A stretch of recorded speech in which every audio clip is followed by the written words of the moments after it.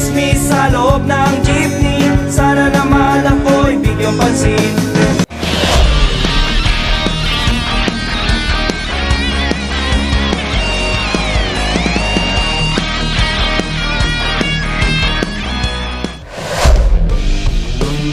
Sa tuwing makakapakinig tayo ng musika ay talagang malaki ang nagiging epekto nito sa atin. May malungkot, maingay, kung minsan naman ay nakakakilig. At meron din namang mapapatawa ka na lang. Tulad na lang ng mga ganitong awitin. Gaya ng Buy One Take Two, Miss You, Skin, bakit kailangan pang mangyari ang isa? Tablahan, Tayo'y laging magkasama sa tropa. Syota ng Bayan, Balita ko bago ang syota mo. Ocho Pa, Chismis, ocho pang ibayan. at marami pang kwelang kanta na tulad nito na nilikha ng bandang Green Department.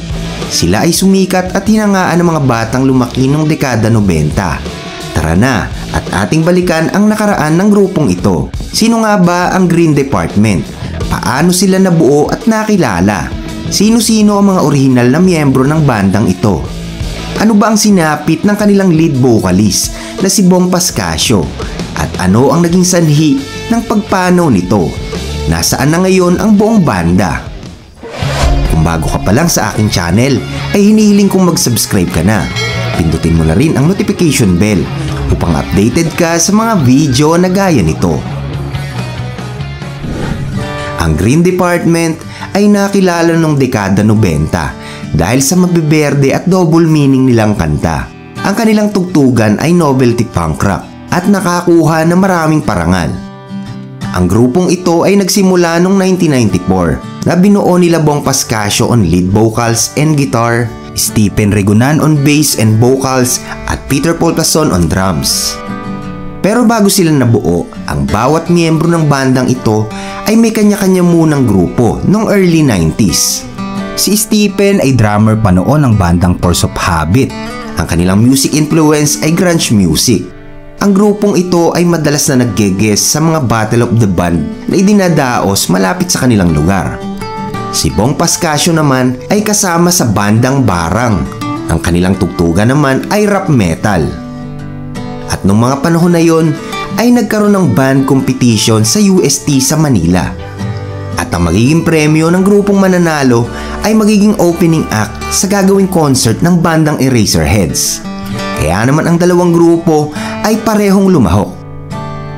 Ang banda ni Stephen na Force of Habit ang nanalo at ang bawat miyembro nito ay nakapag-uwi ng karangalan tulad ng Best Guitarist, Best and Vocals, Best Drummer at kung ano-ano pa. Sa patimpalak ding ito unang nagkita ang dalawa.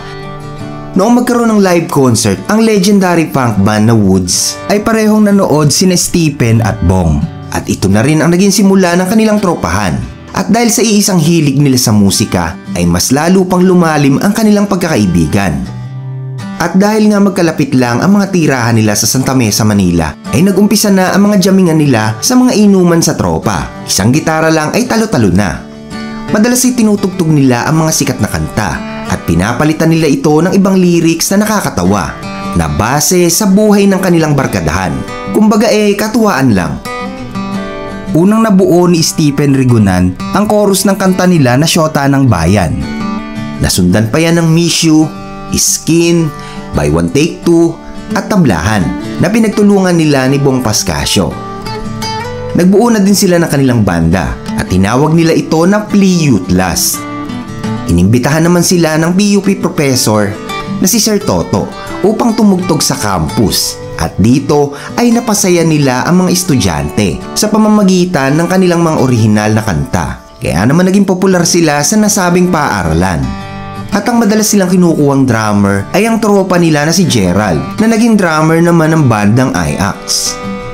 At sa kalaunan ay palagi na silang inire-request ng mga estudyante upang tumugtog sa tuwing may fair sa PUP Santa Mesa. Kaya naman palaging kinukulit ni Tado ang grupo upang mapagbigyan ang hiling ng mga estudyante. Noon kasing mga panahon na yon, si Tado ang nagmamanage ng mga event sa nasabing paaralan. Madalas ding tumutugtog ang grupo sa mga underground gig, birthdayan at kung ano-ano pang okasyon. Wala silang permanenteng drummer noon at dito ay kinuha na nila si Peter Paul Plason na noon ay kasama sa bandang Masked 4. At dahil nga sa mga double meaning at mabeberde nilang mga awitin, ay tinawag na din nila ang banda na Green Department. Gumawa ang grupo ng isang demo tape na ipapasa sa istasyon ng radyo na LA 105. Noon kasing mga panahon na yon ay naghahanap ang LA ng mga banda na may sariling mga komposisyon at ang mapipili ay isasama sa ilalabas nilang compilation album.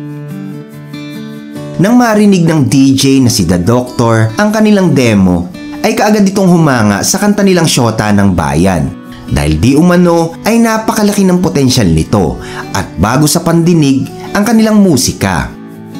Kaya naman imbes na mapasama ang kanilang demo song sa nasabing compilation album na ilalabas ng LA 105 ay recording contract na kaagad ang binigay sa grupo. Pero binigyan lamang sila ng 2 linggo para makumpleto ang kanta nila sa una nilang album.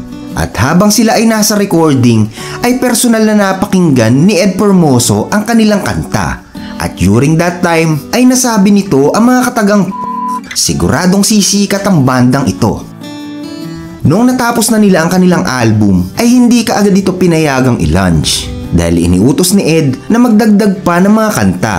Dahil 2 debut album na kaagad ang ilalabas nila.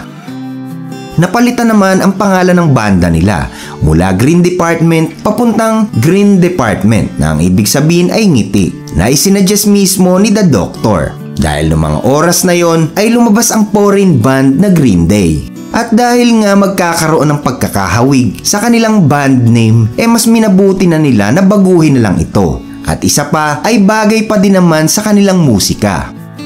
Taong 1995 ay nilabas ang kanilang double debut album na Melt in Your Mouth at Hahehihohu under Viva Records.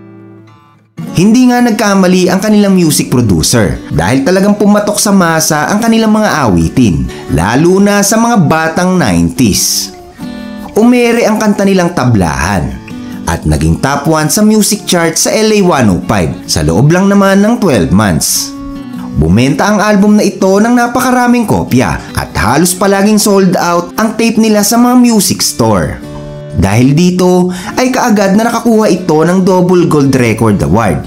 Nasundan pa yan ng Platinum, Double Platinum at Triple Platinum Awards. Partida pa nga yan dahil ang kanilang mga awitin ay hindi pinapatugtog sa ibang mga estasyon ng radyo dahil nga sa double meaning ang mga nilalaman nito. What more pa, kung ume-air din ito sa ibang istasyon ng radyo, baka mas doble pa ang kasikatan na makuha nila. At nung mga panahon na yon, ang Green Department din ang kauna-unahang banda sa kasaysayan ng musikang Pilipino na nakapaglabas ng 2 debut album. At dahil sa nakuha nilang tagumpay, ang dating simpleng tugtugan sa mga inuman ay napalitan na ng mga kabi-kabilang concert, mall at radio tour sa iba't ibang sulok ng bansa. Siyempre, hindi mawawala ang mga humahanga at naghahabol ng mga nagagandahang babae sa kanila. Isa na din sa humanga sa kanila ay ang batikang komedyante na si Joey De Leon. Dahil ayon kay Joey ay nakikita nito sa mga kanta ng Green Dep ang kanyang kapilyuhan noong siya ay bata pa. Kaya naman ni-request ni Joey De Leon sa Vicor Music na sa programa nilang Eat Bulaga na ganapin sa tuwing bibigyan ng parangal ang grupo. Muli silang naglabas ng album noong 1996 na pinamagatang Pre-Pare at nasundan pa yan ng mga album gaya ng Fuego at Apunten na isang limited edition album na meron lamang 1,000 kopya. Nagkaroon naman ng hindi pagkakaunawaan ang grupo at ang kanilang manager. Kaya naman mas minarapat na lang nila na humiwalay dito. At ang nagsilbi na kanilang manager ay ang mga magulang ni Stephen. Taong 2001 ay inilabas nila ang album nilang Tuna Gen. At dito ay isinama na nila si Andrew Balatbat. Kaya naman naging 4-piece ang lineup ng grupo. Pagkatapos nito ay umalis sa grupo ang bahista nila na si Stephen Rigonan.